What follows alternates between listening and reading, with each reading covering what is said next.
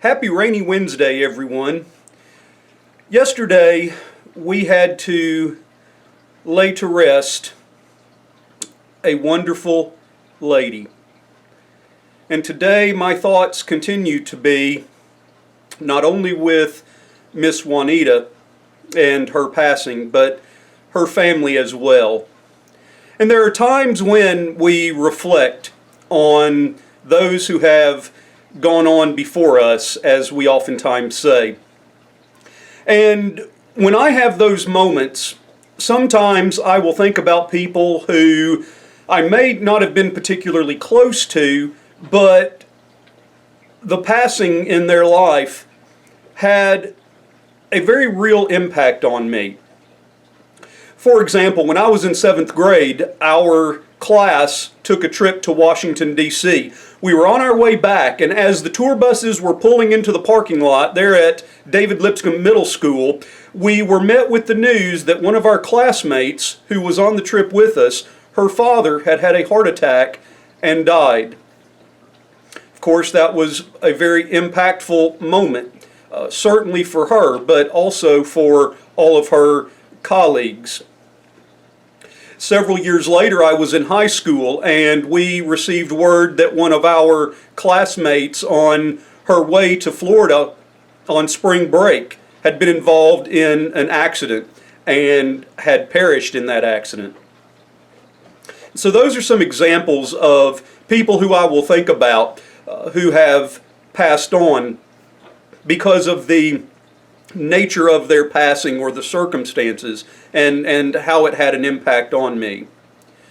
Sometimes I will think about people whom I respect or had a special relationship with. Willard Collins would be an example. Recently, Marlon Connolly passed away. Marlon Connolly was one of the greatest orators, preachers, that the Churches of Christ has ever seen.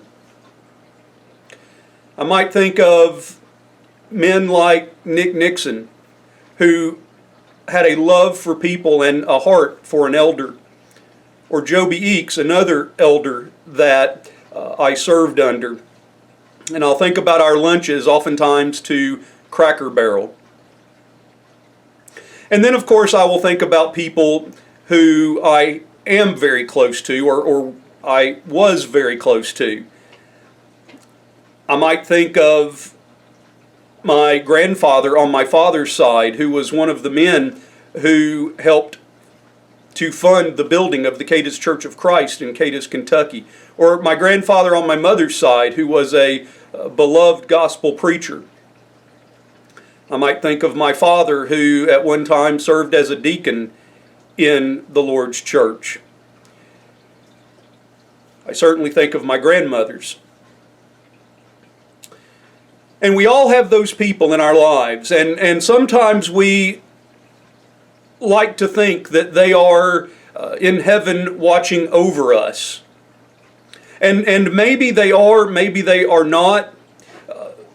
The parable that Jesus tells of the rich man and Lazarus might suggest to us that there are those who are able to see across the chasm from the afterlife into this life. We've got to be careful about putting too much on a parable, and some people even question whether that is a parable, since Jesus uses real live people or names like Lazarus and Abraham. And we'll oftentimes refer to them as guardian angels. And I don't have a problem with the concept, but the term is a little inaccurate, at least in a biblical sense of the word.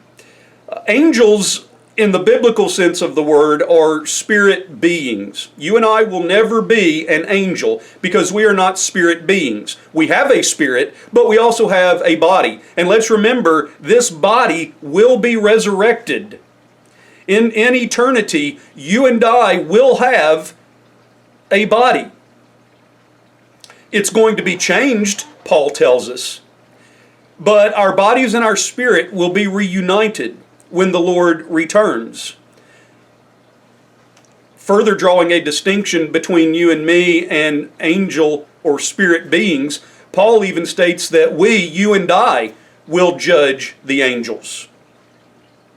And so I'm not trying to upset anyone's apple cart, not trying to dismiss that thought of there being those who are watching over us, but the term angel is a little bit imprecise in terms of the actual biblical word in understanding that. There is one verse that might also seem to support that, at least a little bit, and it's the basis for today's devotional. It's in Hebrews 12, and there the Word of God says, therefore. Now remember, therefore is a signpost word. It means that you need to go back and read what I've already said, because what I'm about to say is based on what I've just said. Now we're going to go back in a moment, but we read, therefore, since we have so great a cloud of witnesses surrounding us, let us also lay aside every encumbrance and sin which so easily ensnares us, and let us run with endurance the race that is set before us, fixing our eyes on Jesus, the author and perfecter of faith, who for the joy set before him endured the cross, despising his shame, and has sat down at the right hand of the throne of God. Well, who are these cloud, or who is this cloud of witnesses that the Hebrew writer refers to? Well, the answer to that question is found in therefore. Remember, when you read that word, you've got to go backwards, not forwards. Well, when we go backwards from Hebrews 12, we get to Hebrews 11, the Faith Hall of Fame. And the Hebrew writer talks about all of these individuals, Abraham, Isaac, Moses. It's an extensive list of people of faith who have gone on before us, who believed the promises of God, but who never obtained them, at least on this side of eternity. And so who are these clouds of witnesses? Well, clearly they are the individuals that the Hebrew writer had in mind in verse 11. These people of faith. And I cannot help but wonder if the cloud of witnesses isn't just limited to that list, but if that cloud of witnesses doesn't include other people of faith. The David Lipscombs, the Alexander Campbells, the Willie Catos, the Marlon Conleys, the L.C. Hutchisons, the Nick Nixons,